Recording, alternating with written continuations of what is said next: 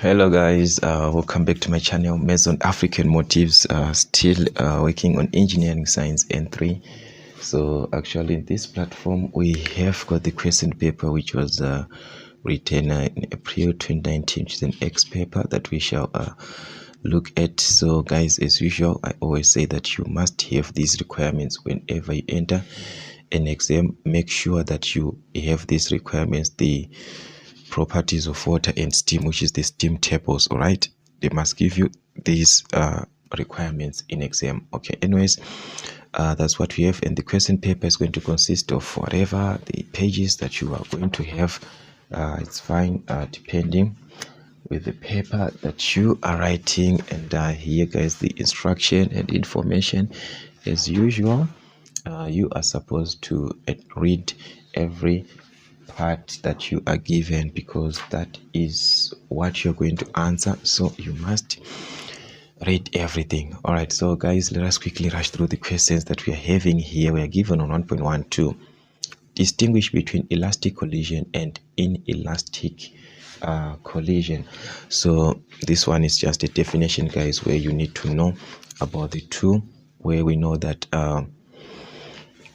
if we are working about elastic collision, both momentum and kinetic energy are conserved, which means in elastic we are only having momentum, which is going to be conserved. So that is what you have in this case between the two, the elastic and the inelastic collision, which happens when you are talking of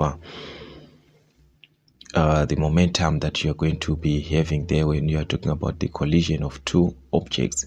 Okay, just like a condition that we are having here, where we have got two completely, these are elastic balls. All right, so we have got 2 kg and 5 kg respectively, which move in the same straight line but in opposite directions and collide. They're moving in opposite directions, guys, then they collide. All right, before the collision, the 2 kg ball moves at 4 meters per second to the right, and the 5 kg moves 7 meters to the left. So I think it is best that we write the information that is necessary here. So the 2 kg ball in this case has got a velocity of, this is your initial velocity before anything happened, and this is moving to the right, which means that is why you are saying this is going to be a positive value. So let's just take our information here. So we have got a 2 kg. This is a 2 kg. So on this 2 kg ball that we have, it has got a velocity of 4 meters per second to the right. So that's your initial velocity of 4 meters per second. Since it is to the right, it is going to be a positive. Okay, because this is going to the what, to the right, so it is going to be a positive. All right, then the 5 kg is moving at 5 meters per second. Okay, so we can just write this as our the first one for this 2 kg, so you can just write as 1 here. Then let's move on to our 5 kg. In this case, our initial velocity for this 5 kg, so since this is the second part, I'm just going to use 2. All right, for the 5 kg I'm going to use 2. The velocity in this case is 7 meters per second, and it is to the left, which means that's a negative. All right, so our velocity is minus 7 meters per second, because this is going to the what, to the left, so that is why it is a negative. All right, after collision, the 2 kg is going to move at 3 meters per second to the right, which means this is your final velocity for this 2 kg. So we are going to have our final velocity, but since this is the first object and this is our second object, we are going to have as v1, but it's the final velocity for what, for this 2 kg. We are given 3 meters per second to the right, which means it is going to be a positive. All right, so that's what you have, 3 meters per second to the right, so it's going to be a positive. All right, what else do we have, guys? That is what we only have. Then we are given to calculate the velocity and direction of the 5 kg ball after collision. All right, so we need the velocity here, the final velocity for the second object we do not know, and also the direction here we do not know again. So what are we going to do, guys? In this case, we are talking of an elastic collision which happened. So definitely we know that the product of the two, the mass and if you're talking of momentum, if you are talking about before collision and after collision, we are going to have the same thing. So if it is so that m before collision is equivalent to m after collision, let's just say after collision here, after. So remember, we have to add the two before collision. We've got the two here, mass times velocity. Remember, that's the product of mass and the velocity in this case. So we are saying before collision, we have got the initial velocity. This is your u1. So you're going to have the mass versus the initial velocity for this part, for this ball that you are having, the 2 kg, which is the mass of 2 kgs and the velocity of what? Of 4 meters per second. So let's just write the formula. Maybe it's going to help us. So we've got m1, u1, that's mass times velocity, plus for this second ball, which is the 5 kg, it is going to be m2, because you're going to have this as your m2, this as your m1. So this one has to be m2, u2 in this case. So u1 and u2 are initial values. Initial value for the first ball, initial value for the second ball. The mass of the first ball, the mass of the second ball. All right.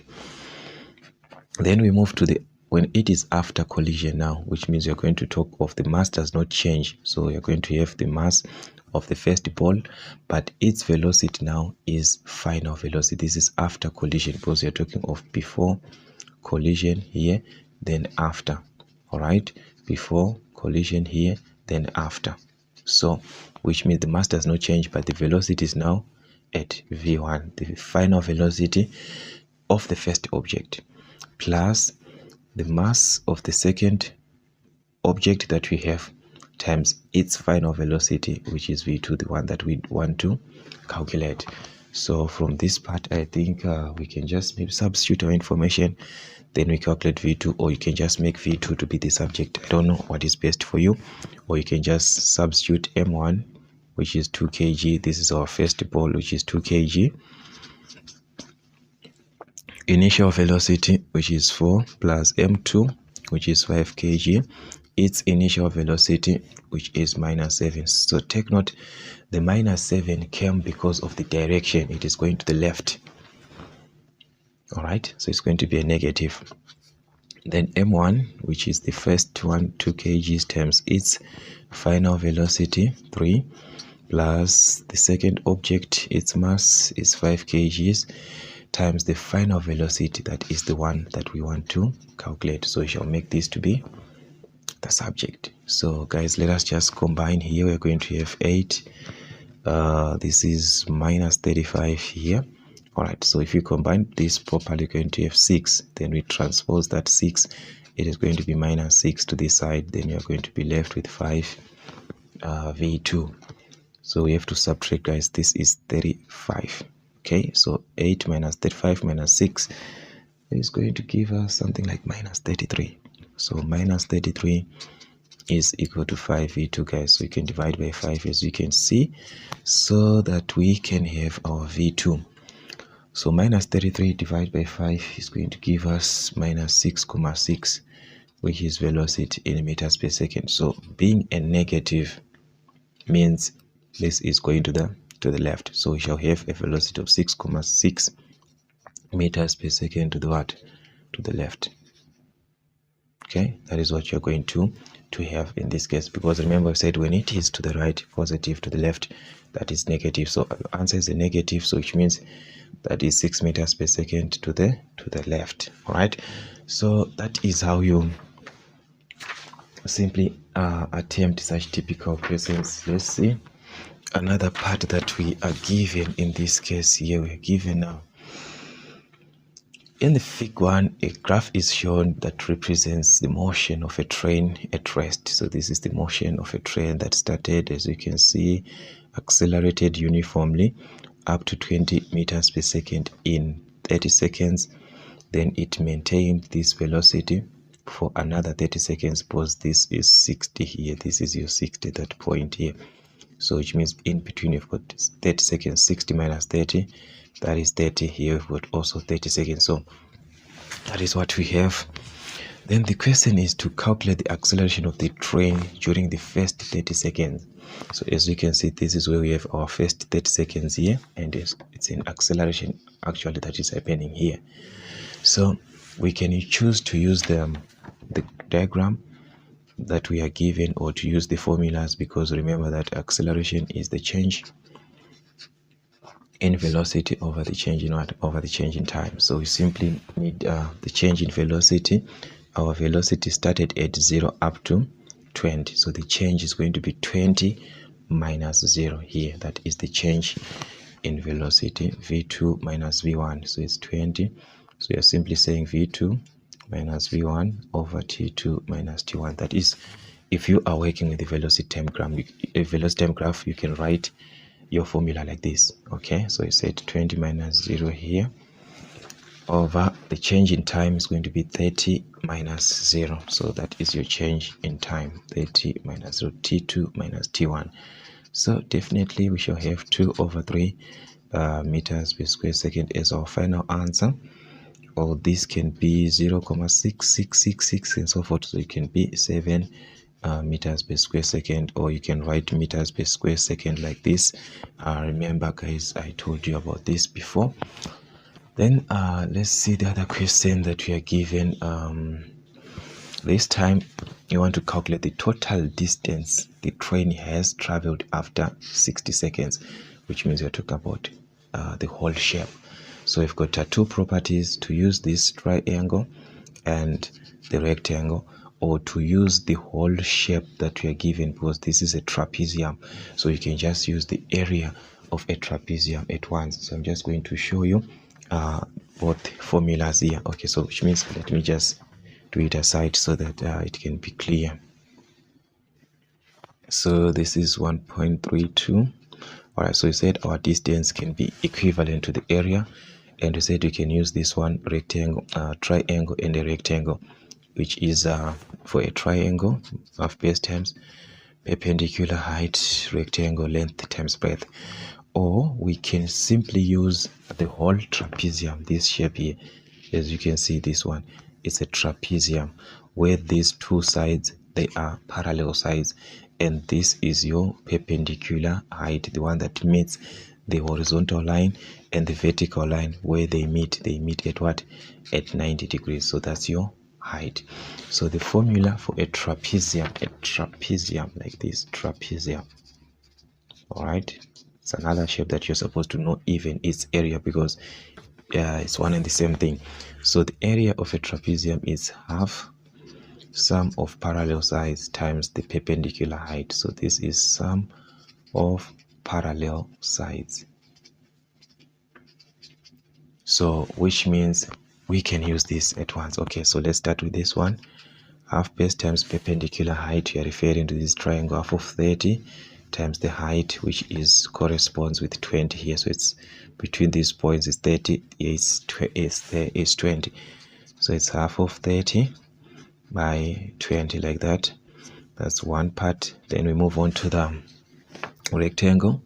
Length times width. We said here there's a 30 and here there's 20. So it's going to be 30 times 20 in this case. So if you simplify properly, this is going to give you 300 plus 300 plus 600, sorry, which is going to give us 900 meters. All right, then we said we can work with the trapezium where we've got half sum of parallel sides. So this is your A, then this is your another parallel side here, which is B. So you're simply saying half of this side here, this is your parallel side from this point to this point. So you simply subtract this one because it's 30, 60 minus 30, that is 30 here. So you've got half of 30 plus this side, which is 60. So it's going to be, because you're saying half sum of parallel sides, so it's half 30 plus 60. These are the sides which will not meet these ones. these are the sides which are parallel, the sides which will not meet. Then your perpendicular height, this one, which is from this point to this point, that is your 20. So you can use also this formula here. All right, so it's going to be half of if you add this, that is 90 times 20, which is going to give you again 900 meters. So you choose, or you can even use formulas, but guys, as you can see, if you're given a diagram, it's best that you just work with a diagram. Okay, on 1.4 we are given a driver pulley of a diesel motor. In this case, it's got a diameter which is 6 centimeters, okay, and rotates at 300 revs per minute. So let's just take our information. We know that definitely we are going to use this information, so let's just take it step by step. We are given a diameter here of 6 centimeters. Take note, the diameter is 6 centimeters, so you have to convert this to meters. Divide by 100, which is going to give you 0.06. All right, 1 2, yeah, that's gonna be 0.6 in meters. Then let's move on, and it rotates at 300 revs per minute. So this is our n, which is the rotational frequency of 300 revs per minute. And we know that we are supposed to also have this in revs per second. So if we divide here by 60, 300 divide by 60, guys, we shall have 5 revs per second. All right, then we are given the flat belt has a thickness. So take note here, there is a thickness that is in the belt, guys, okay, which is 5 millimeters. So that's your T, which is the belt, and always the belt thickness goes together with the diameter. Whenever you're given a thickness, it goes together with the diameter. Okay, so this is a thickness of 5 millimeters. So definitely you have to convert these to meters. Divide by 1000. If we divide by 1000, this is going to give us 5 times 10 to the exponent of -3 meters. Okay, that's your thickness. The tension in the tight side is 1400. So we are given T1 in the tight side, which is 1400 Newton, and the tension ratio is 3:1. So tension ratio means T1:to T2. That is tension ratio, which is you're given it as 3:1, this one. So you can even write this as a fraction. T1 over T2 is equal to 3/1. That's ratio. This one over this one, this one over this one. So which means you can even make any to be the subject. If you cross multiply here, it's going to be 1 times T1, which is T1 is equal to 3 times T2, which is 3T2. So you can write this ratio in terms of T2, or you can in terms of T1 and T2, or you can make T2 to be the subject. If you divide by 3, so it can be T1 over 3. So this ratio, guys, can be written in different ways. You can write it like as a fraction, like this, any way. Okay, anyways, let us answer the first question, which is on 1.41. To calculate, consider the belt thickness, or you have to consider this. Calculate the following: the tension in the slack side. So what is our tension in the slack side, which means we want to calculate T2. All right, so definitely we wrote this relationship here, that we can write this like this or like this. So you can simply take this one for T2.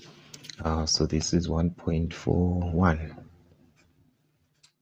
Okay, so we said T2 is equivalent to T1 over 3. All right, so you can take from this one, then you divide by 3 by 3. We are going to end with this one, because T1, we have got this one is 1400, sorry, so it's going to be 1400 over 3. All right, so that's what we have. We're going to have 466,66 6 and 7. So you can change this to 7. Okay, that's what you're going to have from this information.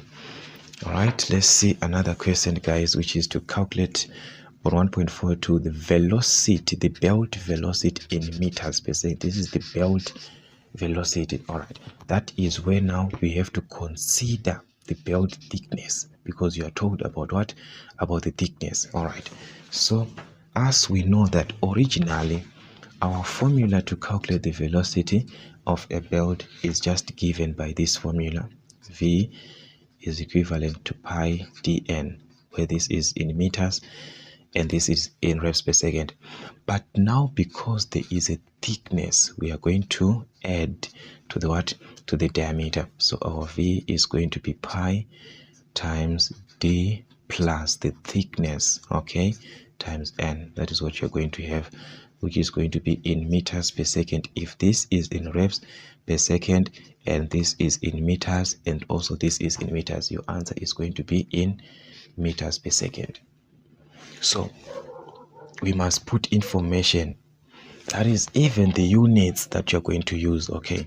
So this is going to be pi times d, which is our diameter in meters. Remember our diameter, guys, that's 0.06 plus the thickness.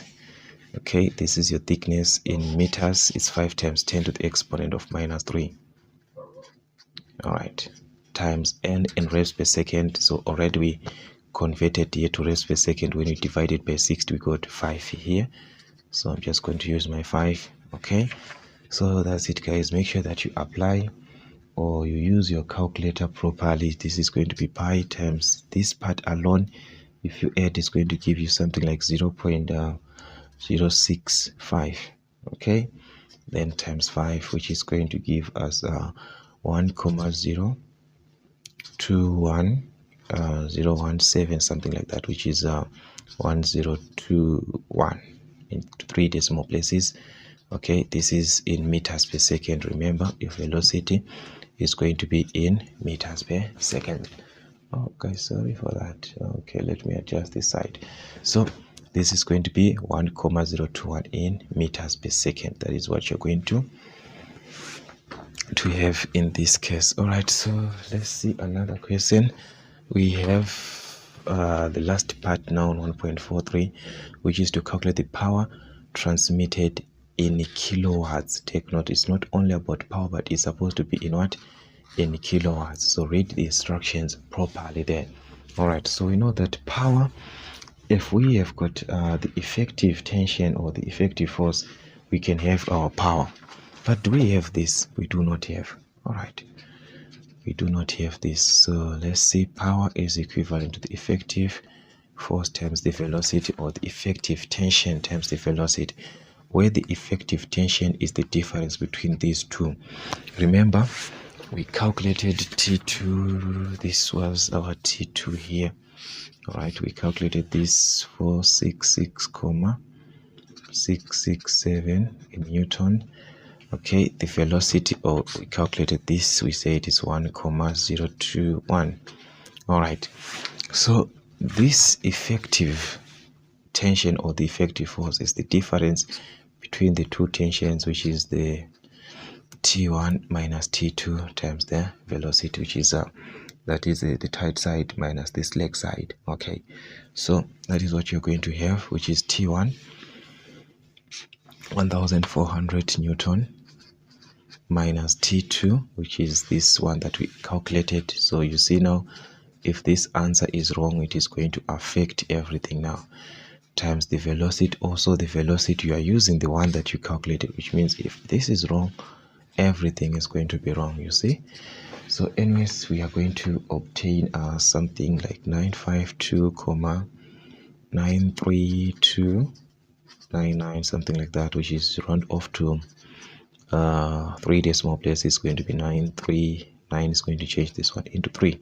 All right, so that's your power in watts. But we are given not only to calculate power, but to calculate this power in what?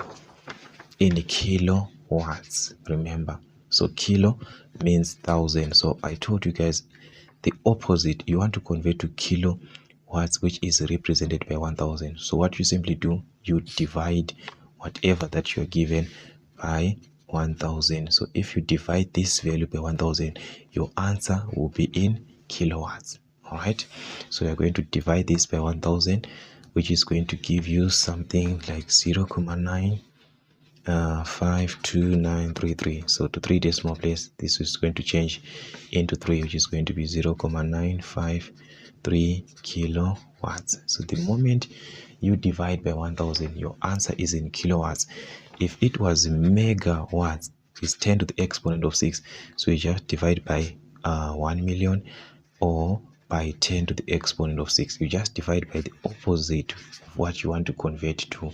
That is how you simply convert to such units. Okay, so guys, I think that's what you had for this question on motion, energy and power. I don't know what you can say about this particular question, but that's what you had, and that's how they can ask this particular question. So you must be very, very careful with the type of question that you're answering. Anyways, let's see the other part, which is on moments.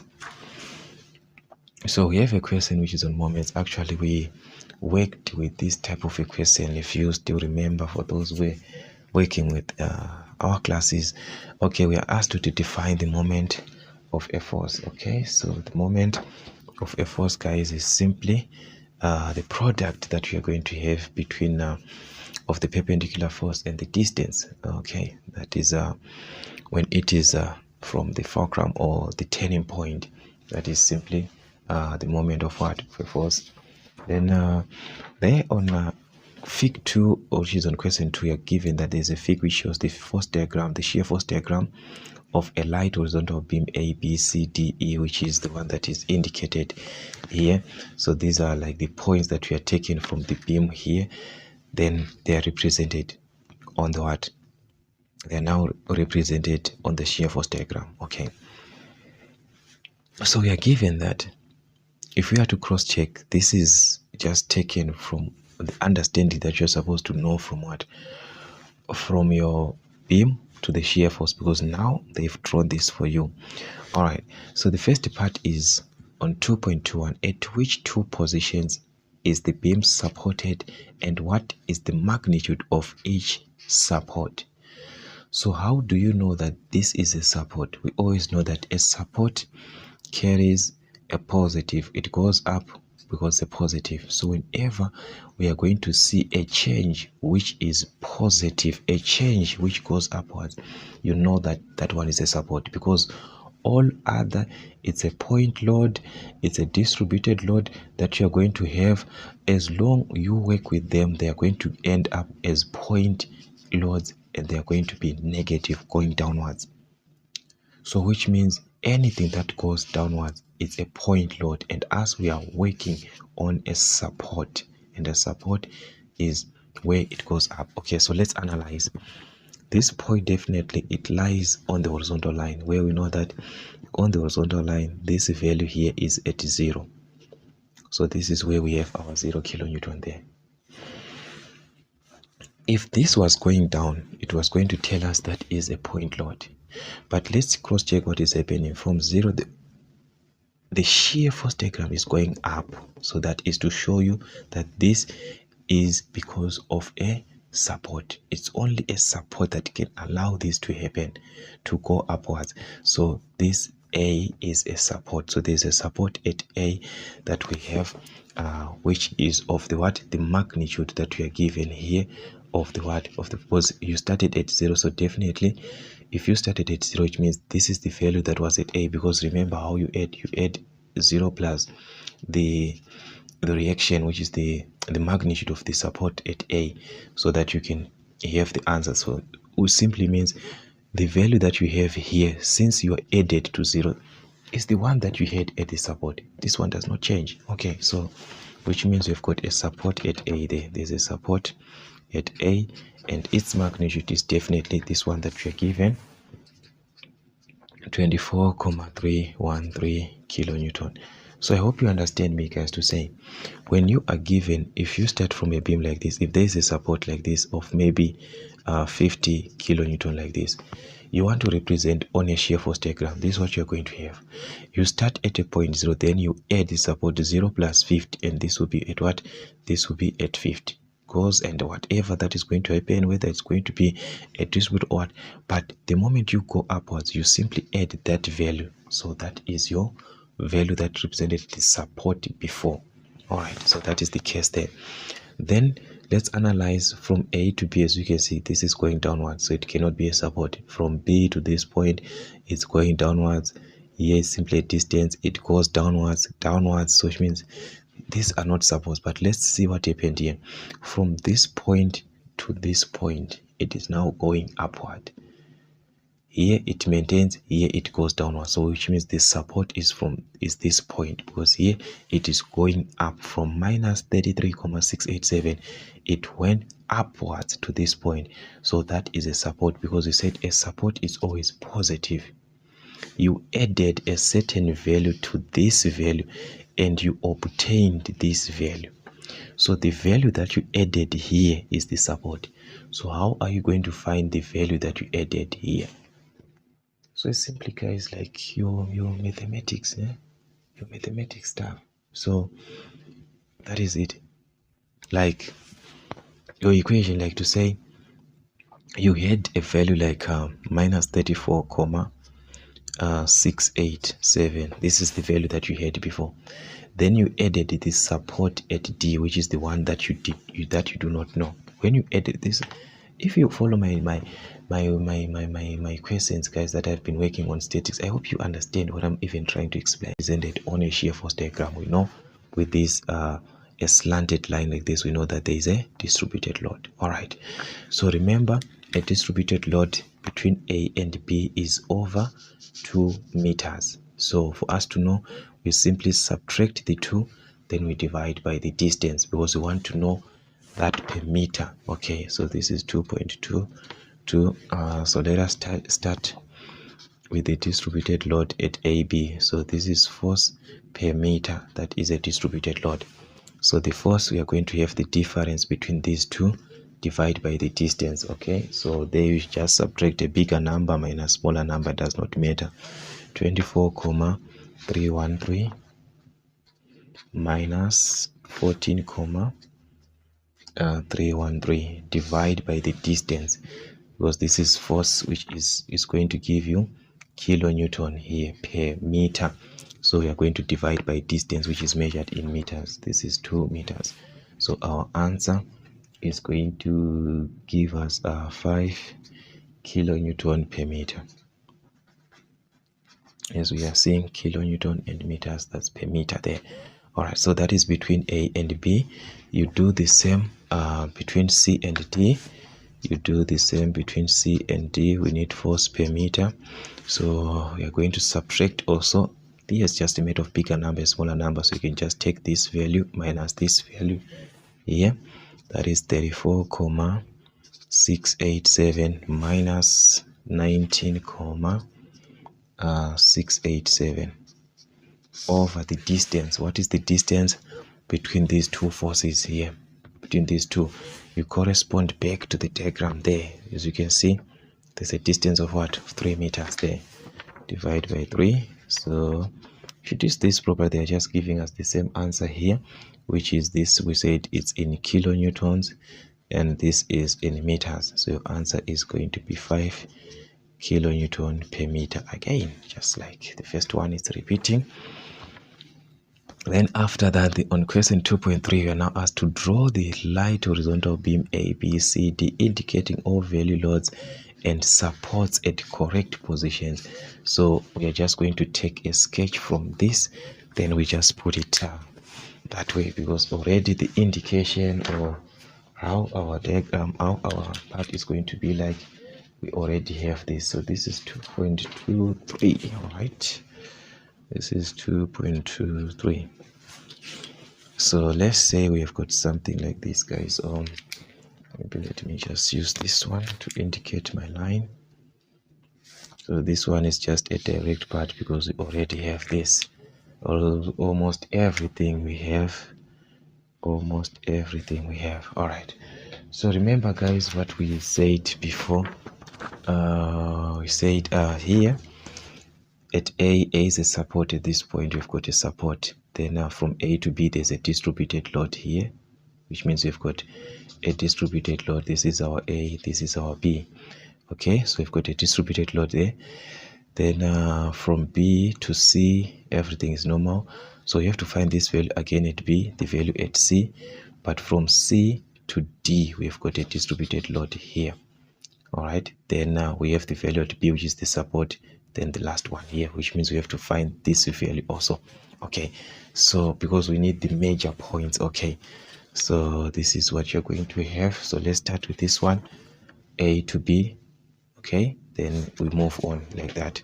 So A is a support, which means there's a support at the left, far left end, exactly because we saw that directly on our shear force diagram it went upwards direct at the first point. Okay, so this is your A. We say it is 24 comma. Remember, we even wrote this value here. Here we said our A here is 24 comma, so that is our A. So we have to write that value 24,313.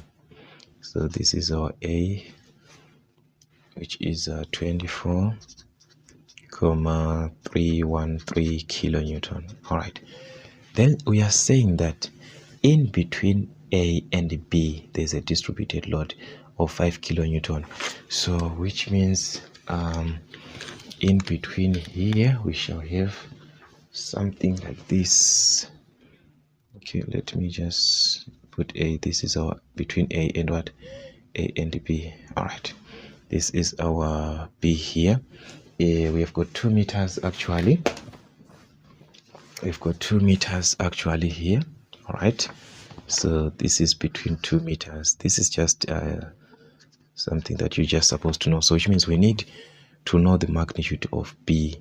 Okay, it's not, we are not having anything. All right, but we have got a distributed load. So let me just indicate this, which is our 5 kilonewton per meter.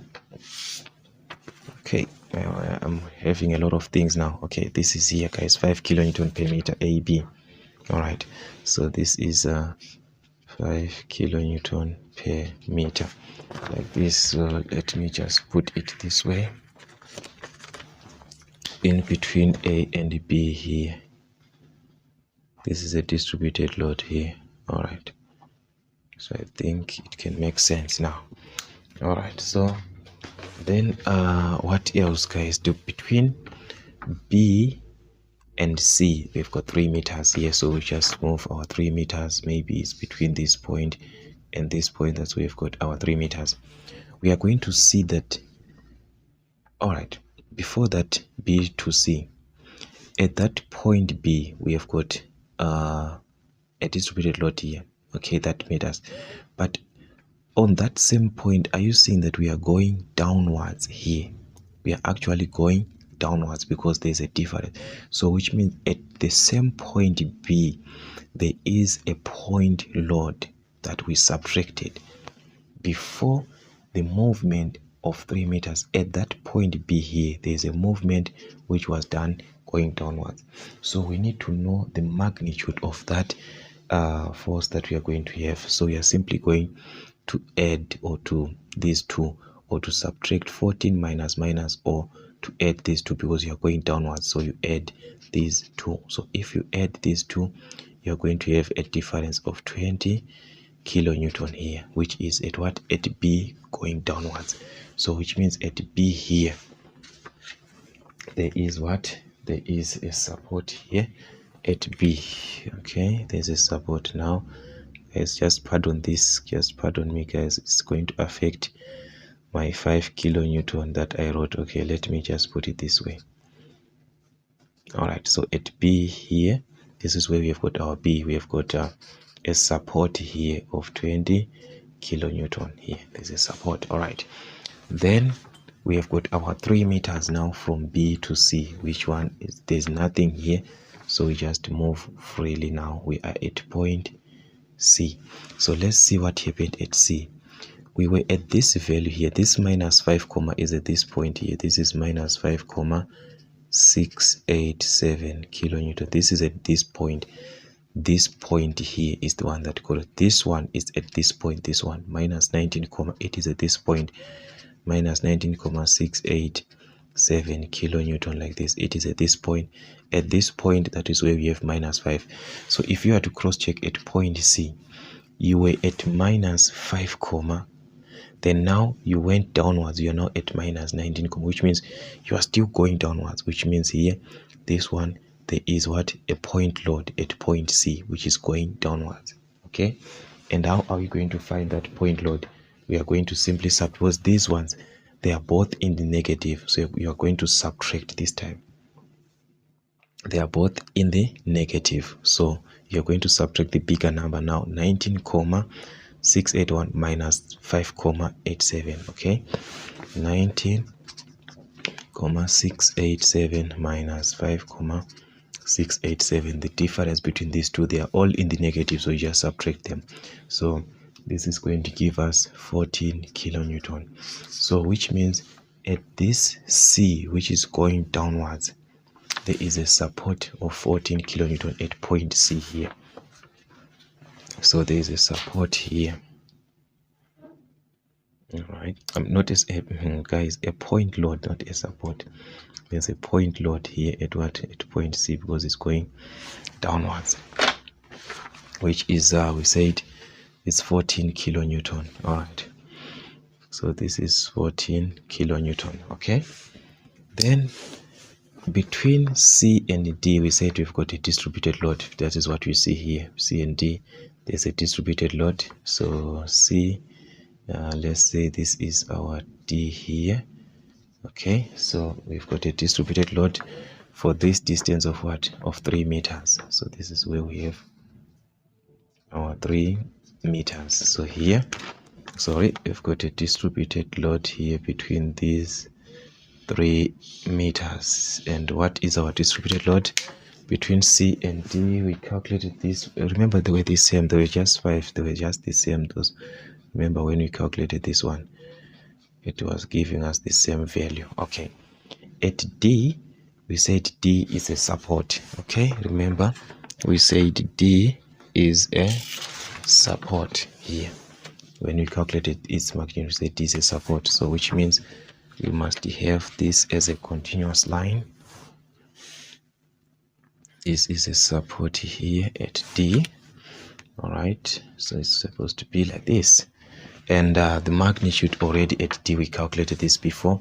Remember guys, when we just added these two, so you're going to have 64,687. Remember, they are said you must indicate the values at all these points, which are the major points. Okay, then let's see what happened from then.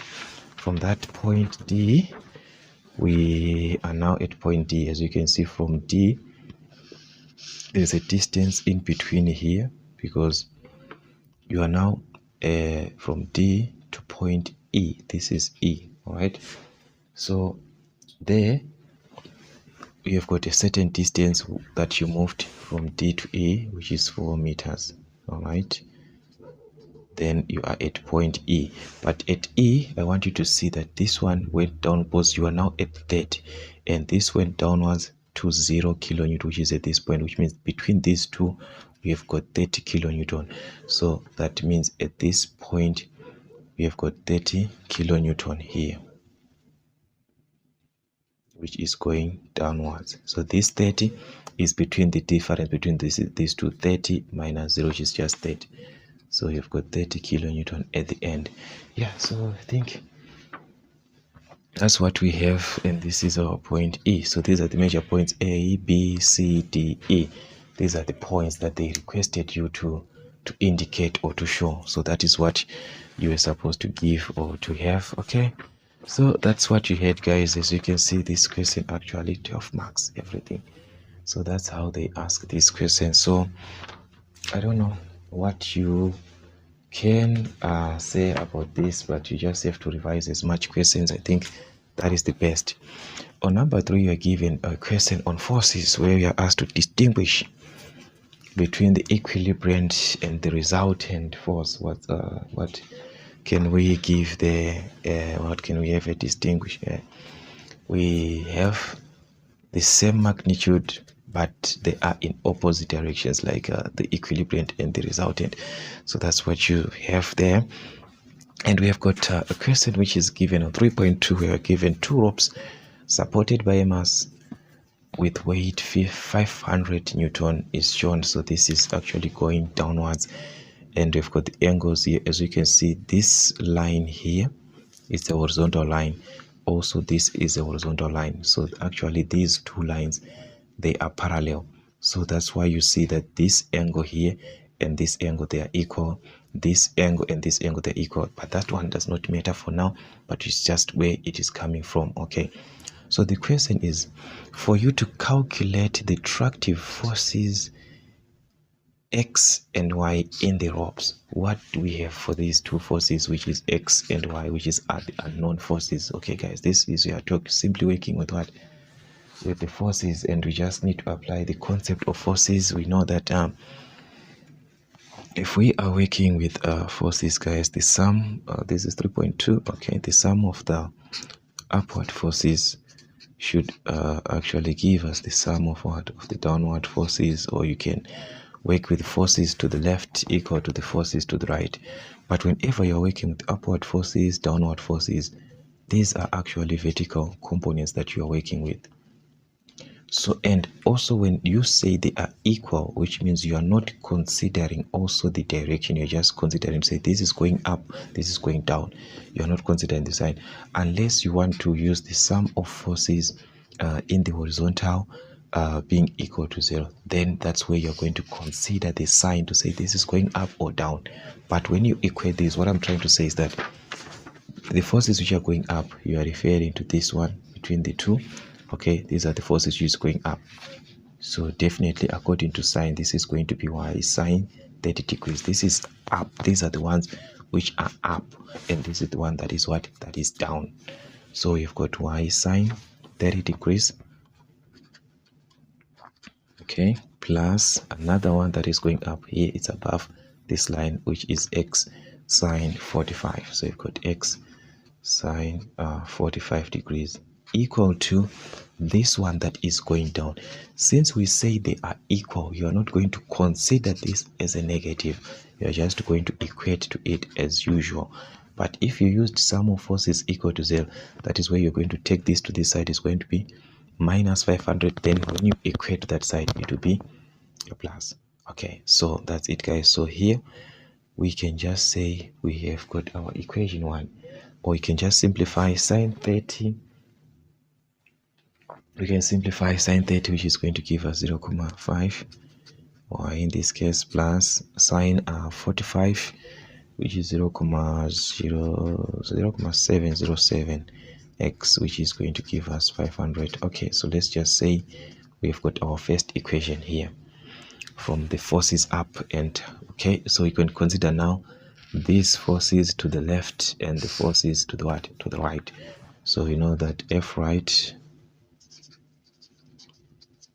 must be equal to F left, which means now you are considering what? The horizontal components. So to the right here we've got x, we've got y, sorry, this is y cos 30 degrees is a positive, but like I said, you don't consider that, so it's just y cos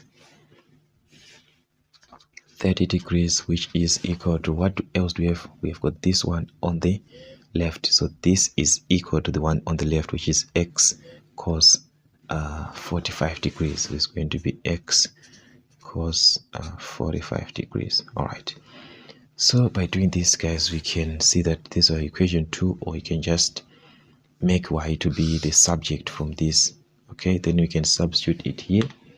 Here we can make any to be the subject, either x or y, depend with what you want. So I'm just going to divide by cos 30, divide by cos 30 degrees, by cos 30 degrees both sides, so that at least I can find this value of y in terms of x. So y is equal to cos 45 divided by cos 30 is going to give us this decimal, which is 0.816496, which is going to be 0.816 x. All right, so you can say this is our equation 2. All right, so from these equations that we have from our equation 1 here and this one, our equation 2, what can we do? We can equate, or we can substitute this equation 2 into equation 1 from your mathematics guys. in terms of, in place of y, you substitute this value. So it is going to be 0,5. In place of y, now you substitute this y, which is times 0,816x. Okay, then everything remains as it is, which means you are going to add this 0,707x, which is going to be equal to 500. Okay, so you can multiply this here and add to the other part, which is 0, just combine it once, guys. Okay, multiply these two, then you add to this value. This is going to give us something like 1,115x, which is equal to 500.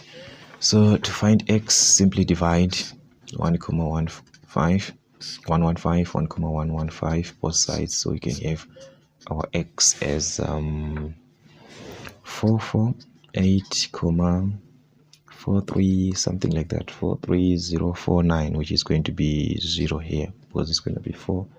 Or just leave that, it's not a problem, just leave this. Okay, so that is our x in Newton. Is it in Newton? Yes, because we've got our 500 in Newton, so this is our guidance here. Our 500 is in Newton, so you're going to be guided by that, this 500. Okay, so this is going to be in Newton. So to find y, already we have y as the subject here, so you can simply substitute here, so which means your y is going to be equal to 0,816 times, because this is x, so you're going to multiply x, which is this one, 448,43. all right, so if we multiply these two, we now have our x. All right, guys, our y here, not our x. Okay, so from our calculator, guys, I don't know what we get, but this is going to be 365, okay, 365,9188, which is going to be 19 Newton, because it's going to be 8 like that, so this will be 19. So make sure that your calculator, guys, you apply it properly there. Okay, anyways, that's what we had on this part, and we are given on 3.3, which is to name conditions for static equilibrium. If forces are acting on the framework or object are in equilibrium, what are the conditions that you're going to have? Okay, so here just listed some of these. I don't know if you are having these conditions for static equilibrium. I think we listed this before. Anyways, the sum of all forces in any direction must be 0, and the sum of all moments forces about any fulcrum, which is the turning point, must be a 0. That is where you have a static equilibrium there. Then on 3.4, we have our points there that you're given from the trust there that you're given, the magnitude and nature of forces in the member A, B, and BC. Okay, so A, B, and BC. Okay, so remember, when you are to calculate A, B, we are not considering like C, because B and C, we are going to consider it as a straight horizontal. So in order for us to have A, B, we are going to work with what? With a vertical component, this one, and we've got an angle of what? Of 30 degrees in between. Remember, guys, this one I've always talked about this. So you're going to work with the vertical component, which is the one that is going upward, and this AB is on top, so it's going to be AB sine this angle here, because this one you're going to take it as a downward force. All right, so you're going to say, okay, just going to represent like this, guys. This is 3.4. So what I'm trying to say is this: we are going to work with this part here. Just focus with this part, this piece alone here that I'm drawing here. Okay, so this is your F up, the one that is going up. Remember, this is support, is going up, and AB is the one that is going downwards, but it is affected by an angle of what? Of 30 degrees. So we're simply saying F up is equal to F down. So our F up is this value, 13,76 kilonewtons, which is going to be F down, which is AB sine 30 degrees. So it's going to be the vertical, because we are working with the vertical components here. So it's AB sine 30 degrees. So definitely we can find our AB because it's the one that we need. So just divide by sine 30 degrees both sides, by sine 30 degrees both sides here. So these two can cancel. So if we divide by sine 30, guys, that's therefore our AB is going to be 13,75 divided by sine 30, which is going to be 27,5. Yeah, that's 27,5 kilonewton. And we know that this one is a strut. All right, so that's what you're going to have for AB. So you have got your AB. It means it is going to be easier for us to work with BC. As you can see, C is representing a straight horizontal, so BC is a straight horizontal, is going to be a horizontal component, which is your straight horizontal, because already it is dependent by what? By BC. So using horizontal components, we can find our BC working with the forces to the right equal to the forces to the left. So definitely to the right, that is where you have your BC. To the left, that's your AB, but it's now cos, horizontal component. It uses cos, not sine. So it is going to be AB cos 30 degrees. So just like that, guys, you've got your BC. Already your BC is the subject, so you simply need to substitute that AB that you calculated here times cos 30 degrees, just like that. All right, so if we are to use our calculators properly, we're gonna have 23,8156, something like that, which is 816, because it's gonna be 81569. So it will be 816 in kilonewton, and we are talking of what? We are talking of a tie here, BC. All right, BC, that's a tie there.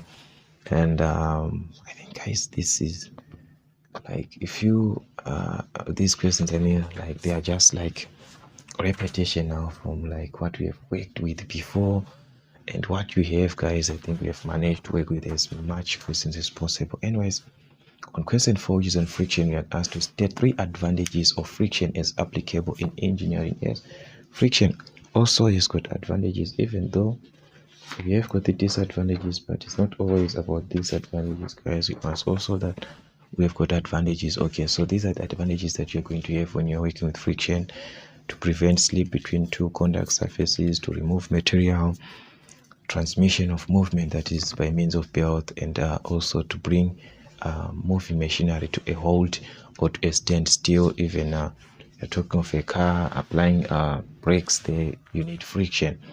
All right, there is a body which is a mass of 80 kg. So this one is just a direct type of a friction type of a question, where we are just given the mass of 80 kg is sliding at a constant velocity down an incline without any external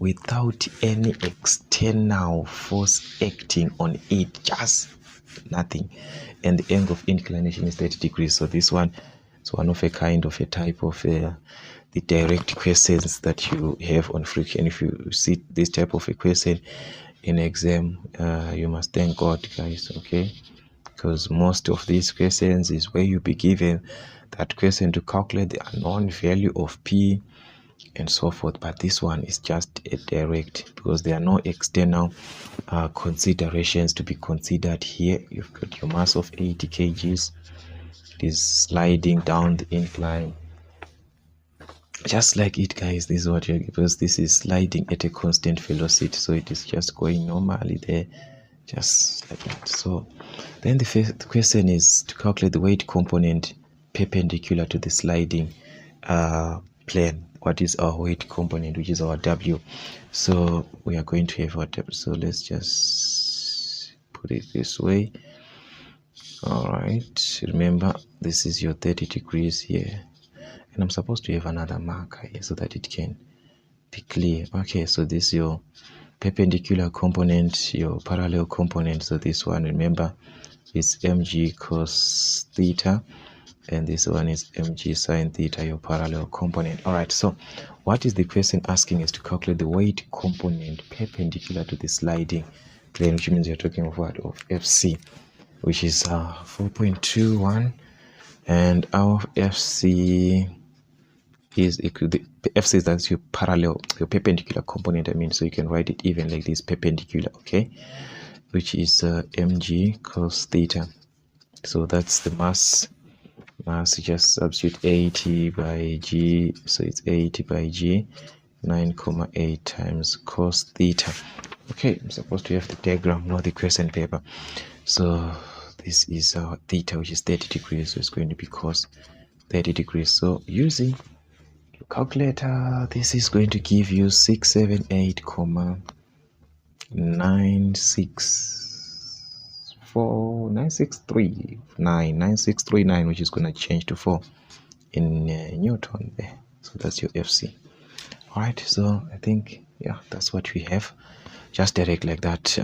Like I said, guys, this is one of the easiest questions that you can ever get of this nature. Most of those questions, they will be like a stone. The weight component parallel to the sliding plane on 4.22, we now need the one that is parallel, which is your FS. So that's the FS here, or it can be F parallel like that. Remember, these ones I've explained them, which is mg sine theta. So our mass, guys, this guy is working with different, okay, mass 80, theta 30 degrees, so you're going to have 80 by 9,8, your gravitational acceleration times sine 30 degrees in this case. All right, so simply need to substitute everything properly, which is going to give us 392. So this is 392 newtons, so that's your Fs. So that's what you're going to have in this case. And remember, they said there are no external forces which are to be considered. So if it is like that, it means this Fs is actually equivalent to what? To your frictional force, because there are no external forces to be considered in this case. All right, so that's it in this case. 4.21, the frictional force. So they're asking this is just 1 mark. So we said Fs is equal to the frictional force, so which means on 4.23 your frictional force is just going to be 392 newton, which is your Fs. All right, then the coefficient of friction of the plane. Okay, you know that our coefficient of friction, guys, is the frictional force over the normal reaction. And in this case, your normal reaction, this is a type of a question, guys, that I said is one of the easiest question, because you're just substituting your frictional force in this case, which is your Fs, because this is it, guys. Okay, where's my diagram?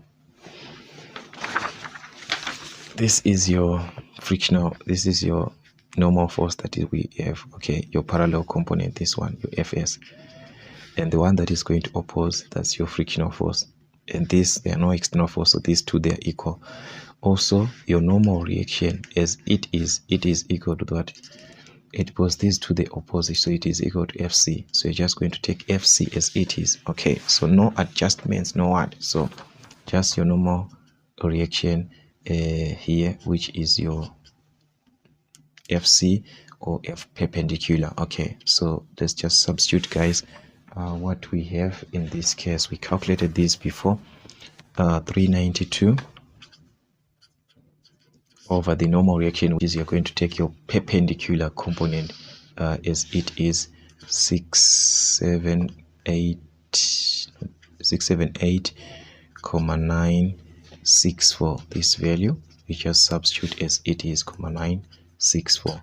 All right, so that's gonna be your frictional that is the coefficient of what? Of friction, which is this is a constant, because it's just posed here we're given newtons, and newtons will definitely cancel, which is going to give us 0.57735, something like that, which is going to be 577. Okay, that's your coefficient of friction. If you round off to 3 decimal places like the instruction that we are given, then what is going to be the external force required to pull the body up the incline at a constant velocity? We are pulling this up, so which means you're talking of what? Of F up. So F up, sorry, is equivalent to the sum of the two, because we have got the frictional force and what, and the normal and the parallel component in this case, which is your Fs. So the sum of the two, but we say these two, they are equal. Your frictional force and what, and your parallel component in this case. So we obtained 392 for this. So this one is just, guys, a direct question. We add these ones. So your formulas, guys, remember your formulas, and these values you obtained them, so you just add, which is going to give you 784 Newton. So that's the smallest force that we can have, that is required to pull this up the plane. So that's what you had in this case, and we move on to heat. Explain what is meant by the specific heat capacity of a substance. If you are given to explain, that is, you are simply even as a definition, putting this as a definition. So the specific heat capacity is the quantity of energy required to raise the temperature of a 1 kg of a substance by 1 degree Celsius, which means you are talking of the temperature being at 1 degree Celsius. We can have our specific heat capacity. Then there is a question which is follows the way we are given the following data refer to a copper rod which is 4 meters in length. This is the length of a copper rod in this case being heated through burning coal. Okay, so let's just take our information. We've got the length of the copper rod, which is 4 meters. You're talking of copper here. Then there's something that has to do with coal that we are now hearing of there. The initial temperature of the rod is 20 degrees Celsius, which means you're talking of the temperature of this copper rod. Okay, its initial temperature is 20 degrees Celsius, and the amount of coal burnt is 750 grams. We're talking of coal here, the amount, which is the mass of coal, 750 grams. That is divided by 1000 is going to give us 0.75 kgs. So this is the mass of the fuel, which is our coal here, which is our fuel. And percentage of heat transferred to the rod. When you are heating this coal, there's a percentage which was transferred, which means we are saying from the E of coal that we have in this case here, we are going to transfer 60% of E coal. Okay, that is the heat that we are going to have for this copper. So we are simply saying E copper is 60% of E coal, which is the heat that is going to be generated by the coal that we have. So 60% of it is the one that you need, or 0.6. Remember, as a decimal, just 0.6. It's 30%, this one. Where am I getting this 60%? This is 30%. All right. Then the mass of the rod is actually 6 kgs, which means the copper rod here we're given its mass, which is 6 kgs. Take note, we've got two things that you refer, the fuel and the copper rod. So these two, they've got different information, but here we are saying the energy that we have here, 30% of it is the one that you're going to take. Calculate the heat. Okay, so definitely whenever you're working with the coal, we must have the heat value for this coal. So from our information there, we have the extra part that you'll be given, where you're going to have your heat values. Okay, let me see now from this question paper, guys. I'm not seeing now where did I put the last piece of the paper. Normally the heat value for copper, this is 30 megajoules per kg. This is 30 megajoules per kg. All right, so in this case we want to find the heat energy transferred to the rod. What is going to be the heat energy transferred to the rod? Okay, so this is it. We said we are going to transfer 30% of the heat. Okay, so we are saying the energy that we are going to transfer in this case is 30% of what? Of coal. So we need to find the one of coal. What is going to be E for coal, which is the mass times heat value. So that is for coal, and the mass of coal in this case, we've got the mass of coal and the heat value 0.75 and a heat value. So it's going to be 0.75 kgs times a heat value of 30 megajoules per kg. So that is what you're going to have in this case. So we have got 0.75. Okay, so let's just put this one times our 30% at once, guys. Okay, so if we multiply times 30%, which means you're multiplying by 0.3. Yeah, let's just put this at once, because we are saying our energy is 30% of coal, and this is the one of coal times 30%. All right, so just multiplying at once, I think it's going to be easier for us. So this is going to give us 6.75, that is in megajoules, because remember kg and per kg will cancel, so this is megajoules. So this is the E that you're obtaining for the rod, because we are saying it's 30% of E for what? For coal, the energy that was taken for, and this is what? For coal, because we are working with mass and the heat value of what? Of coal, so you must use this. So which means that is what we had. So this one is for coal. If you multiply these two, you're going to have the energy for coal. But the moment you multiply by the percentage, you're now having for what? For the rod, for the copper rod. Okay. Then another part is to calculate the final temperature of what? Of the rod, the final temperature of the rod. Since we now have its energy, remember this energy, that's your Q.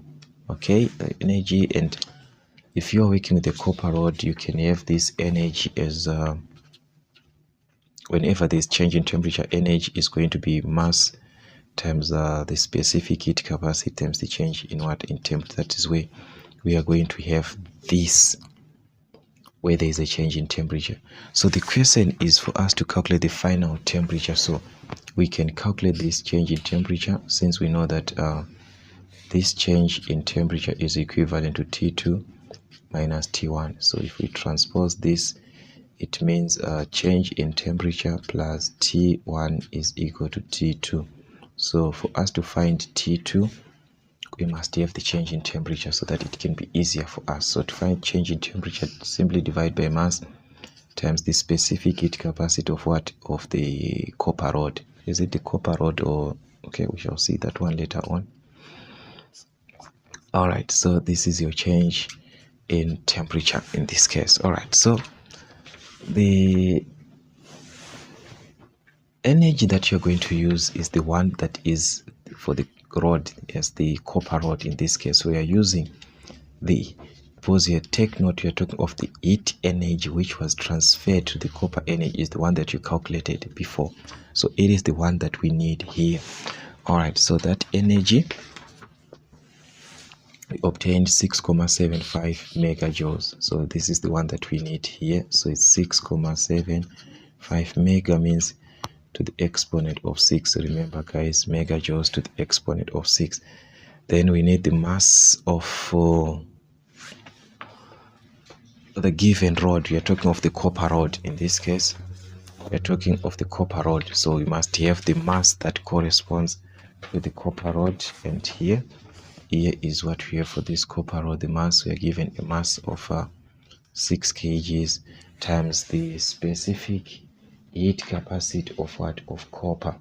All right, guys, this is going to have 390 from our formula sheet, which is 390.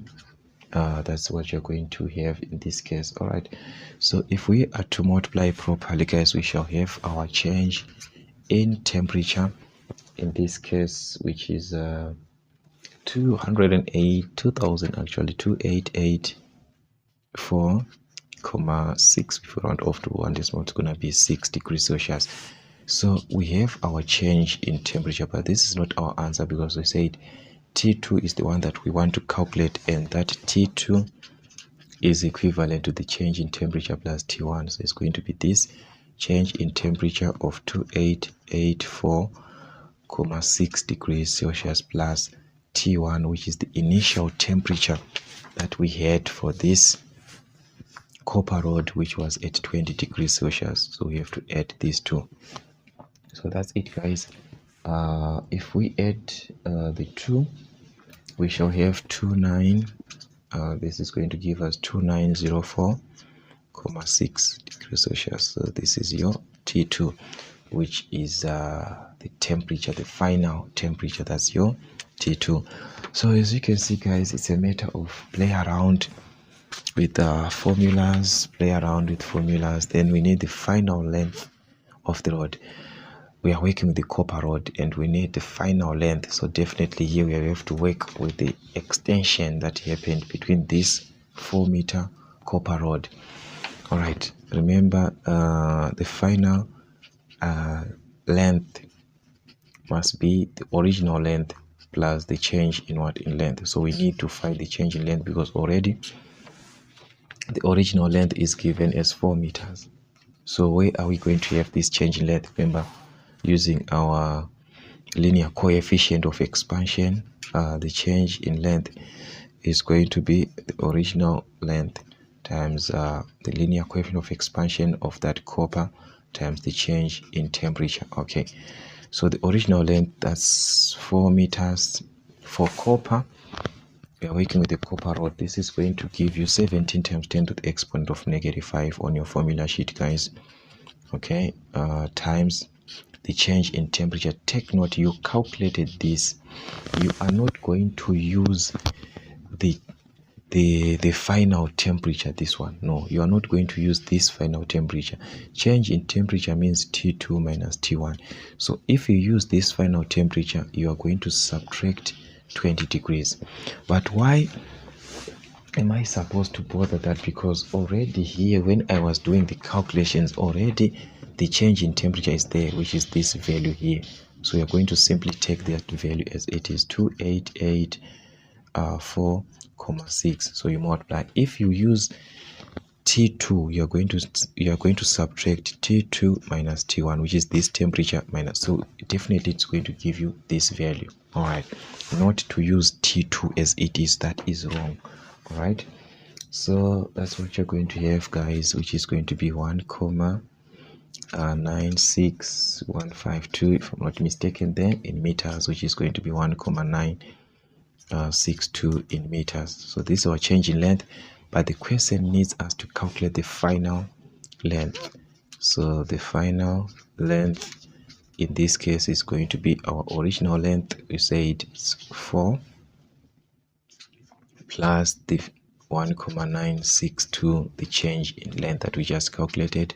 So this is going to give us 5,962 meters. So that's what you're going to have as your final length according to the information that we had. If we are to apply this properly, this is what you're going to have there. So that's it, guys. Let's see another question, which is on 5.3, to describe the effect of the change in pressure on the saturation temperature. When you change pressure, what is going to happen on the saturation temperature? That is what they're asking of a substance. What is going to happen if you change the pressure? Okay, so this is about the pressure, that whenever there's a change in pressure, the temperature will increase with an increase in pressure, or we are simply saying for a decrease, then also there's a decrease in pressure. So these two, they just go hand in hand. All right, on 1.4 we are given the total enthalpy of 1 kg of wet steam. Take note, this is a 1 kg of wet steam at a pressure. We are given the pressure here of 900 kilopascal is. So take note, guys, we are given for a 1 kg. So this is for a 1 kg. So we are going to take our enthalpy as they are. So our H weight, in this case, that is enthalpy that we are given at is 2000. We are taking this enthalpy here, 2600 kilojoules.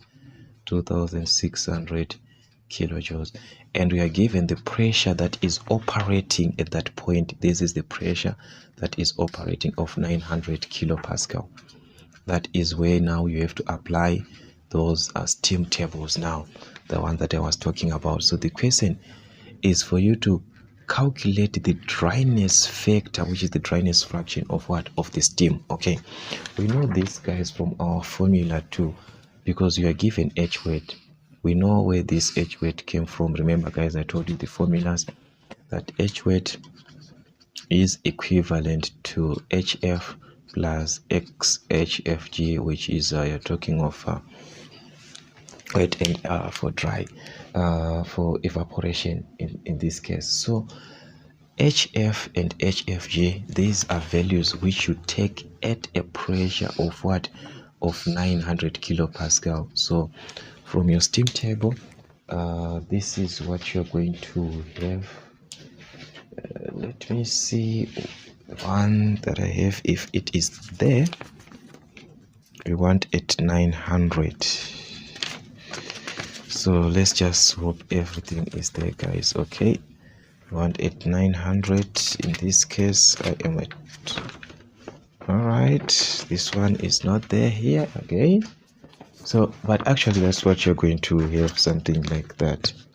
All right, and our 900 is here on this one. All right, so this is what you're going to have here. So I'll indicate that one. I'll indicate where I'm talking about. Let me just try and indicate at 900. So what you do is that you go to the pressure. This is your pressure already in what? In kilopascals. Okay, this is your pressure already. It's not, it's in kilopascals. So you simply go at 900, direct at 900 there. That is where you're supposed to be, at 900. So let me try to indicate 900 if it is going to be clear. Just want for 900, guys. Okay, I hope it's going to be clear, but okay, this is your 900 here. Or let me just draw a line, maybe in blue, or let me just use another one, so that, or even I can just draw another line to indicate where I want you to take these values here. Okay, so here, we're here in this case here, 900 along this line. Okay, so according to this part here, if you are to see why are we taking this, because we need HF and HFG. So at 900, this is what you're going to do. HF, you simply go straight at 900 kilopascals as your pressure. Then your HF here is going to correspond here at 743. Okay, that's your HF here at 743. So let me just try and adjust a little bit there. So you see at 900, those are the values which are there. So HF is 743. Then you've got HFG. So those are the values that you have. This one, your HF, which is this one, 943. And also take note, this is kilojoules per kg, kilojoules per kg, kilojoules per kg. Okay, so your HF is there. At this pressure, your HF is 743 kilojoule per kg, and at HFG, which is 2030, this is 2030, sorry, kilojoules per kg. So we can substitute this so that we can calculate the value of X. H weight 2600 per kg. This one is going to be your HF per kg, because they said per kg, so this one will be per kg because we are given per 1 kg. So this one is per kg. Okay, if it was for 3 kgs, you multiply by 3. Okay, so this one is just per kg. Then HF 743 plus X, which is the one that you want to calculate, times HFG, which is 2030. This is per kg also. So transpose so that we can solve. This one is just like a normal equation now, guys. So if we transpose, it's going to be 2600. Transpose this is going to be 743. Then you divide by 2030 here, so that you can remain with X, because it shall be 2030x. So you divide by this. Okay, so that will be your X, so which is going to give us 0.91477 and so forth. So our X is going to be 0.915 if we are to just round off properly there. Okay, guys, so as you can see, That's it. That's how they actually ask these typical questions. If you got to cross-check properly, and you see that it's just like a repetition that they're now writing in another way, but you actually see it's a straight repetition from other questions that you were working with before. All right, let's see another part now. Where is this part now? All right.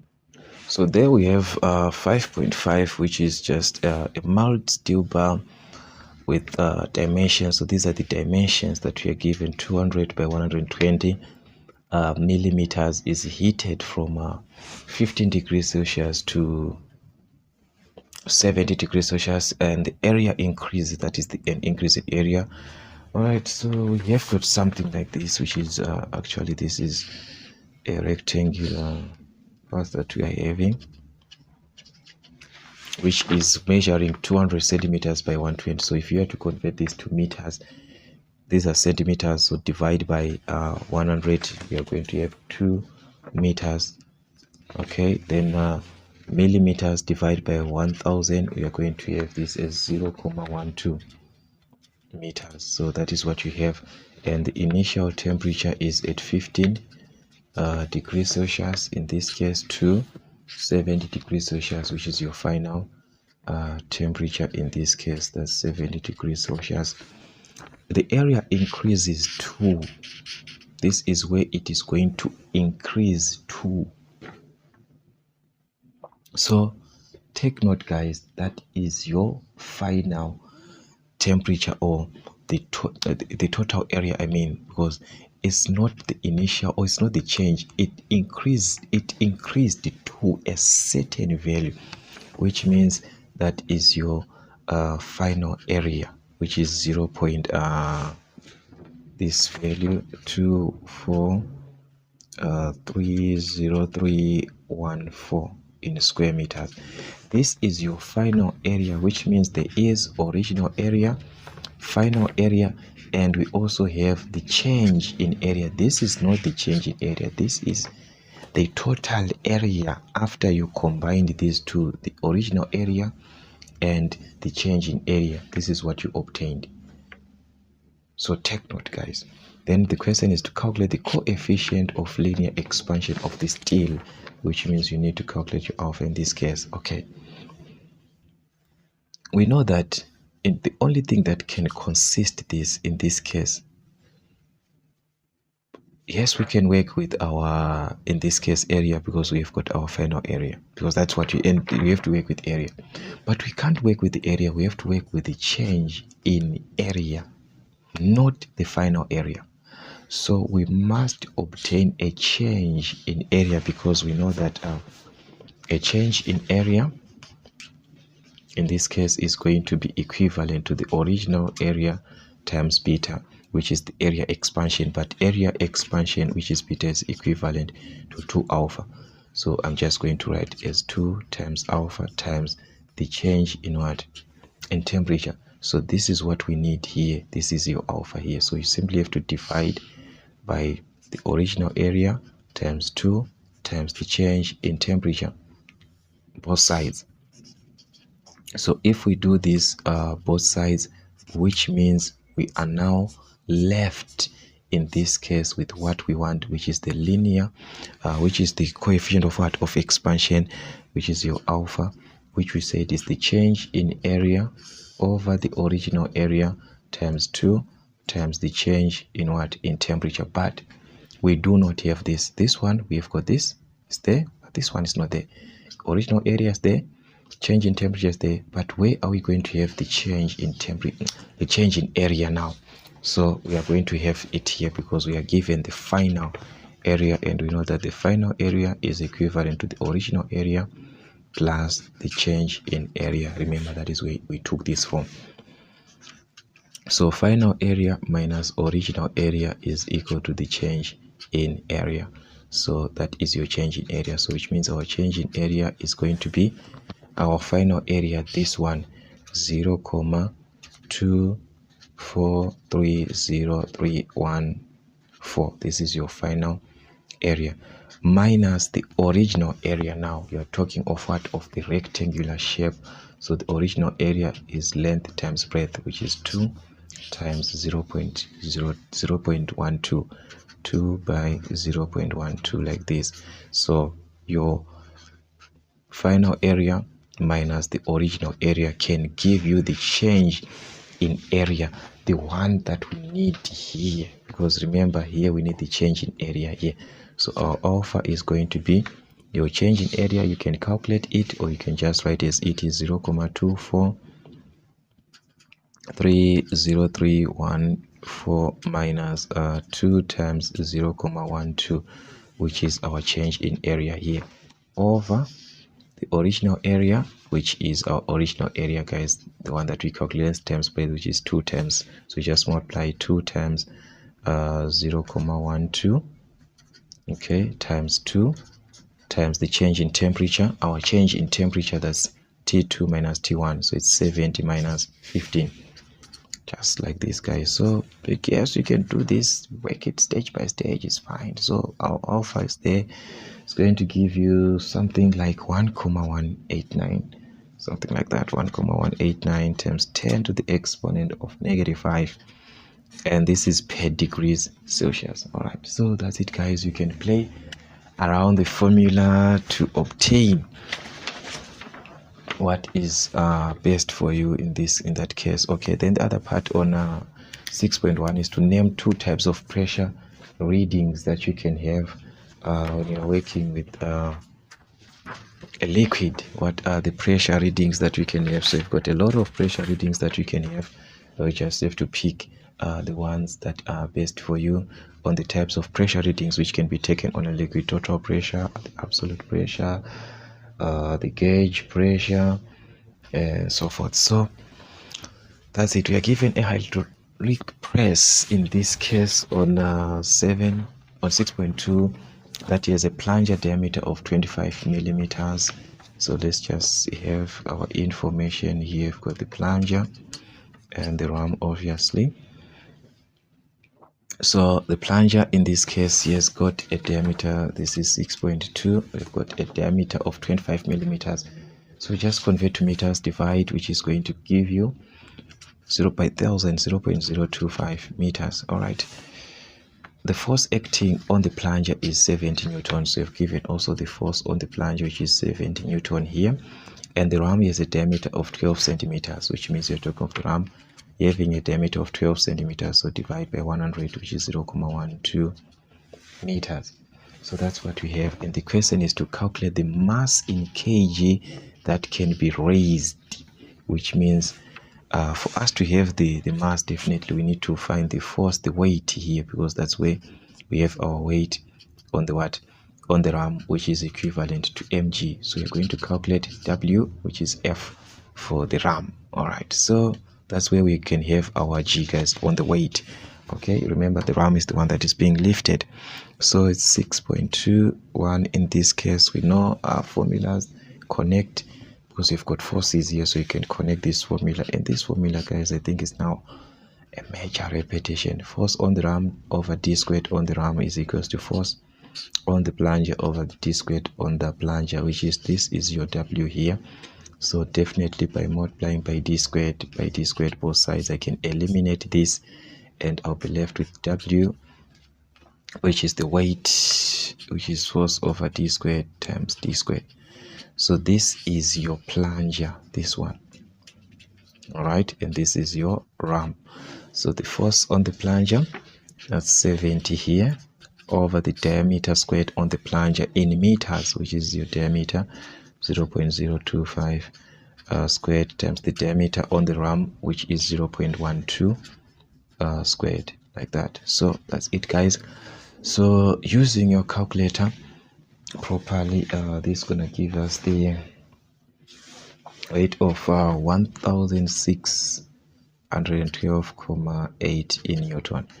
Okay, so this being our weight, which we said is equivalent to mg. So the mass is the one that is being needed in kgs. Take note, guys, answer the question.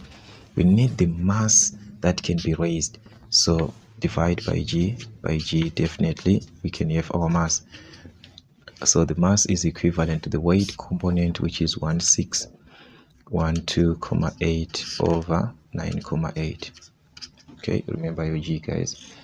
So this is going to give us 164. Okay, this is a bigger mass, guys. 164.57. Okay, so this is what you are just going to obtain in this case.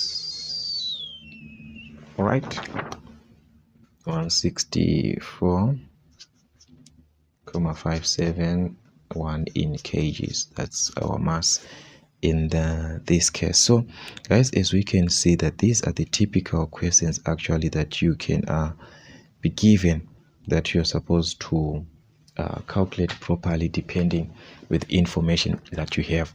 Okay, anyways, 6.22, you're given the pressure of the liquid. So pressure, guys, this is remember from your hydraulic press that if you're given the plunger and drum, the pressure is actually the same throughout. So you can work with the force and area, force and area on the ram here, force and area on the plunger, then force and area on the ram. Just whatever that you can work with, because force is there, I mean pressure is actually we are going to have the same thing. So let's choose what is best. So I'm just going to work with the ram. Okay, so just pressure is equivalent to force over area. So for the ram, I'm just going to use small letters, remember, guys. And this area is equivalent to pi d squared because it's a circular part. We are given the diameter there, so which means this is a circular part that you are given, which is a pi d squared over 4. Okay, so we are going to have our force. Where did I list? I listed this information here, so it can be easier for me. So this is for the plunge, which is your diameter. So we've got a force of 70 Newton here over pi times d squared, the diameter for the plunge, which is 0.025 squared, everything over 4. So take note, you just choose the one that is best for you in this case. So you're going to obtain something like 142602,829 in pascals. So that's it, that's your pressure, and you can convert this to kilopascals. Remember, guys, what I always tell you, that kilo, that's 1,000 or 10 to the exponent of 3. So to convert to this, you divide by that, the opposite of it. So you just divide by 10 to the exponent of 3 or by 1,000. So if you do so, you're going to obtain 142,6028 and so forth, which is going to be 03. That answer that you are obtaining is now already in kilopascals. That's how you simply convert. But the moment you do that, it's already in kilopascals. It's already in kilopascals. If it is mega, you divide by 10 to the exponent of 6. All right, so it's best that you understand what you are using to divide and so forth. Then we need the distance that is going, the ram that is going to be raised after 20 pumping strokes. These are 20 strokes, which are pumping strokes, if the plunger stroke is 80 millimeters. But we need the distance that the ram piston will raise. So remember the relationship between the distances, the diameters from what? From your volume. So you can work with diameters there, 6.23. So you're going to work with the diameters in this case. All right, so you know that the diameter squared on the ram times the height, which is the distance moved, is equivalent to the diameter squared times that. But this on the plunger, you're going to consider the number of pumping strokes, so you multiply by n. So simply divide by d squared. So guys, as you can see, this is just a repetition from all those questions that we have been working with. So just make h to be the subject, then now you can substitute on this information, d squared. Okay, wait, let me take this way. I understand much better from this one that I wrote here. So we need d squared here, which is 0.025 squared times h, which is in this case we are given that the stroke, which is the plunger stroke, that is the stroke length, is 80 millimeters. So we can actually work with this in millimeters, guys, or we can work in meters. So it's gonna depend with what you want to work with since here I've already written that in meters, so definitely I'm just going to maintain meters. Okay, so this in millimeters, you just divide by 1000, which is going to be 0.08. Okay, that is what you're going to have, because remember it was 8, so it's going to be 0.08. That's your height, which is 0.08 times the number of pumping strokes. How many pumping strokes? We've got 20 of them, over the d squared on the ram. So on the ram, in this case, this is your d 0.12, which is this diameter 0.12 squared.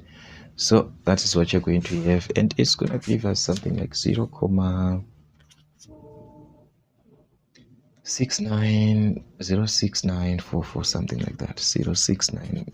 Yeah, it's not going to change. In meters, suppose it's going to be 0.694440.6944, something like that. But if you wanted to use to millimeters, then you multiply by 1000, so it is going to give you something like 64.444, like that, in millimeters. All right, if you multiply by 1000 here, but to 3 decimal places, if you use in meters, it's just going to leave it like that. This will be in meters. All right, so that is your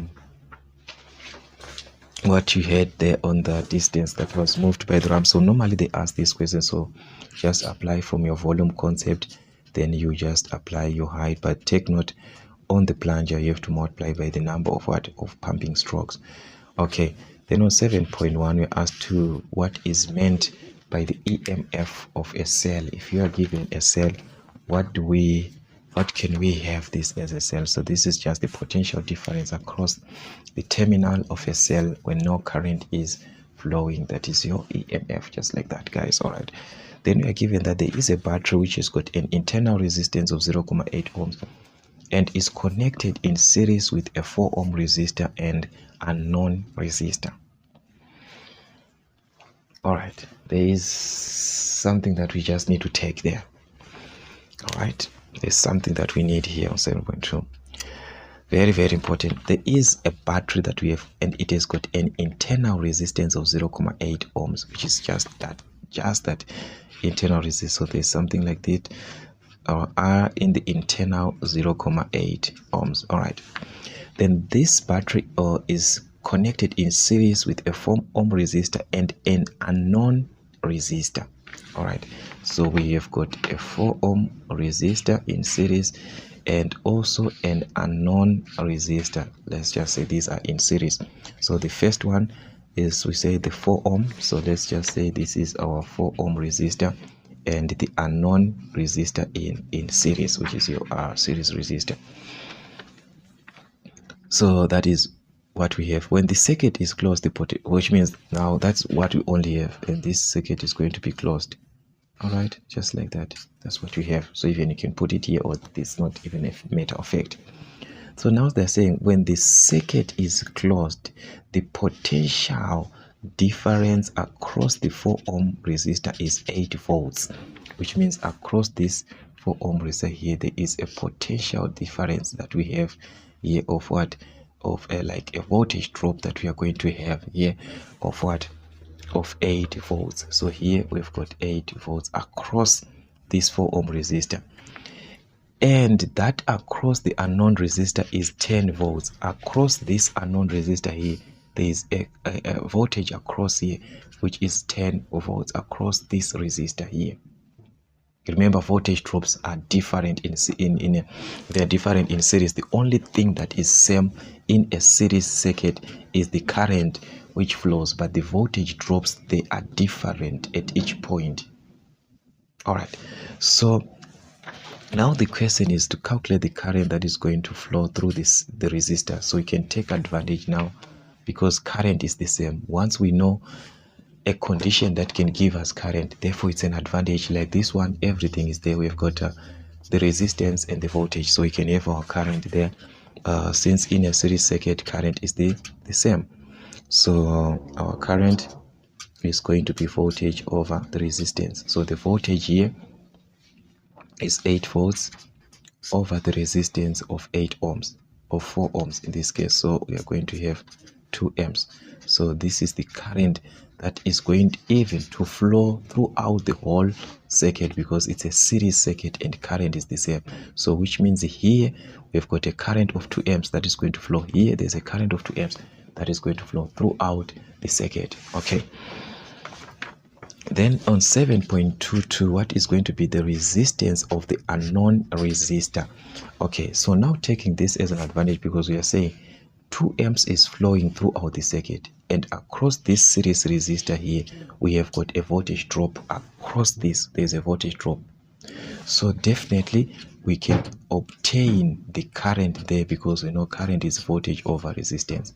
So the voltage drop across the resistor, which is 10, we want the current, the resistor in this case, so let us make our resistor to be the subject. Remember, resistance is going to be voltage over current, okay, which is the voltage drop, which is 10 over the current, the total current of 2 amps. Okay, so this is going to give us 5 ohms. So that is the series resistor that we are going to have in this case. So as you can see, guys, it's a little bit direct, some of these questions. All right, so that's what we have from this circuit actually on 7.22. Let's see on the other question where we are given on 7.3. It's now a different question. Okay, this one is actually a different question where we are given there is on 7.3 a current of 8 amps that is flowing through a silver nitrate solution for 2 hours. So there is a current. It's best for you to take the information that you have got, you are given. So the current that is going to flow is 8 amps that is flowing in a circuit for 2 hours. So this is your time in hours. So 2 hours, remember, it can be converted to seconds, where you have to multiply by 3600, because in an hour we've got 3600 seconds. All right, in order to electroplate an object, the electrochemical equivalent of the silver is, okay, take note, we are given the electroplating, which is grams per coulomb. So this is mass per charge, the charge that you are given. Okay, so we are given the mass per charge in this case, which is the electrochemical equivalent. Okay, it's actually mass per charge, which is 0.00. You check this value as it is. I'm just listing down the information, guys. Okay, 118 grams per charge per coulomb. So this Q is coulomb. Okay, the units of what? Of charge. Remember, charge is measured in coulombs. Okay, anyways, the first question was to calculate that electric charge required, which is Q, and we know that Q is equivalent to current times time, which is our charge, that is the current times time, and this time must be in seconds. So we are going to have a current 8 times the time in seconds. We said in an hour we've got 3600 seconds, but how many hours do we have here? We've got 2, so it's going to be 2 times 3600, or 2 times 60 times 60. That's how you can do it. Okay, so this is going to give us 57,600 actually coulombs. So this C, like I said, it represents what? Coulombs, the units of what? Of charge. Okay, charge Q, which is measured in coulombs. So the question now is to calculate the mass of silver deposited. Okay, so take note, guys, we are told that we are depositing, or the electrochemical equivalent of silver is this value per coulomb. And how many? The amount of electric charge that we have, we simply multiply this, but this is per coulomb.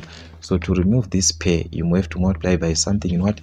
In coulombs. So you multiply by the number of coulombs that you have, so that this can be the total mass. Okay, so this is what you're going to have. Simply the number of mass per coulomb, which is 0.00118 grams per coulomb. So if you definitely multiply by 57600 coulombs, you have eliminated the coulomb and the coulomb. You are left with what? With the mass in what? In grams. So this is going to give you mass in grams. Then you can convert to whatever that you want to convert to. All right. So that's what you're going to have. We're going to have 64,39, something like that. 3967, which is 3968, which is going to be 397 in grams. All right. So that's what you're going to have as our mass in grams. If you want to convert to kgs, it's up to you. But here we are actually given mass per coulomb. So just multiply by the number of coulombs. Okay. On 7.4, they were given that there is a single phase transformer that has got a supply voltage of 220 volts and a primary. Okay, mostly these questions they don't want us to read, they want us to list information. Then the questions you just answer because the information is there. A single phase transformer has got a supply voltage. This one is your supply voltage, so that's your VP of 220 volts. Okay, and a primary current, that's your IP, the primary current of 3 amps. Okay, this is 3 amps, guys. The primary current 3 amps at full load. The secondary current, we are given the secondary current, which is 0.2 amps. Okay, and there are 300 turns on the primary coil. So take note, this is the primary coil, so number of turns in the primary is 300 turns. All right, so that's what you have. So this is your primary side, your secondary side. So the first question is to calculate the turns ratio. So turns ratio, you simply work with the turns that you're given, that is provided that they are there. Okay, provided that they are there, but we do not have here, we do not have. So what we are going to use what we have, 7.41. so we know that this was supposed to be NP over NS, but we do not have NS, so we are going to just use an equivalent of what we have. Take note, we've got current and current here, so it is going to be IS over IP. Remember, current opposes, so it's secondary over primary. So your NP over NS is equivalent to IS over IP. You just use what you are given, which is full, which is 0.2 over the primary current, which is 3. So that's it, guys. And this will give you 1/15 from your calculator. This is going to give you 1/15. So you can even write it like this: NP S to NS is equal to 1:15, like as a ratio like this, or you can write it as a fraction like this one, but not like this one, or you can like just anyway, as long it is in its simplest form. That is what is important. You must have your answer in simplest form. That's it. So that's your turns ratio, guys. Then we move on to 7.42, which is the number of turns in the primary. So take note, guys, we've got our turns ratio, where we said our turns ratio, in this case NP over NS, we said it's 1:15 or 1/15. So you can simply substitute, because we have got the turns in the primary. Remember, in the primary we are given this as what? As 300. In the primary is 300, so you can simply substitute here 300 over NS, which is the secondary, is equal to 1/15. So cross multiply NS times 1, that's your secondary, is equal to 15 times 300. So it's going to be 15 times 300 from your mathematics there. This is going to give you 4,500 turns. So that's your NS, which is 4,500 turns, just like that. So I think there, guys, with your mathematical skills and so forth, that was going to be easier. And that's what we had, guys, making it 18 marks for this question on electricity. So I don't know how you see or visualize this, but that is what we had. And let's see on chemistry, which is actually the last part that we have on chemistry. Here this question only had 6 marks on chemistry here, where we are just given what is an ion. So the first question was asking you to define what is an ion. So we are simply talking of what? Electrically charged atom here, that is an ion. Okay. Or it is an atom that has gained or lost an electron. That is what you're simply referring to. And if we are to cross check the other part, is to state 3 different types of corrosion. So actually corrosion, there are so many types, and on another episode we managed to list these typical types of corrosions where we are working with a pure chemical surface corrosion, intergranular corrosion, and pure electrochemical corrosion, and how to prevent these corrosions, electroplating, painting, and so forth. So you need to know the causes and what to avoid that. Okay, then also the properties of brass on 8.3. What are the properties of brass? Not easily machinable, it is tough, it is non-weldable, and can undergo heat treatment. That is what we have for the properties of brass. So that's what we had, guys, on this part, and they only needed only 2 of the properties, and that's what we have, guys, to make a total of 100 in this case. So guys, not to miss these classes and so forth, make sure that you become part of the family Maison African Motives, as we shall be working on different questions and different aspects pertaining engineering science from N2 up to N3, so up to N4. So make sure that you become part of the family, and also not forgetting to share our platforms to your friends and colleagues wherever you are there, whatever social media platform that you have. Make sure that you pass this information through so that we can also have a benefit from this. So that's what we have, guys, from Maison African Motives.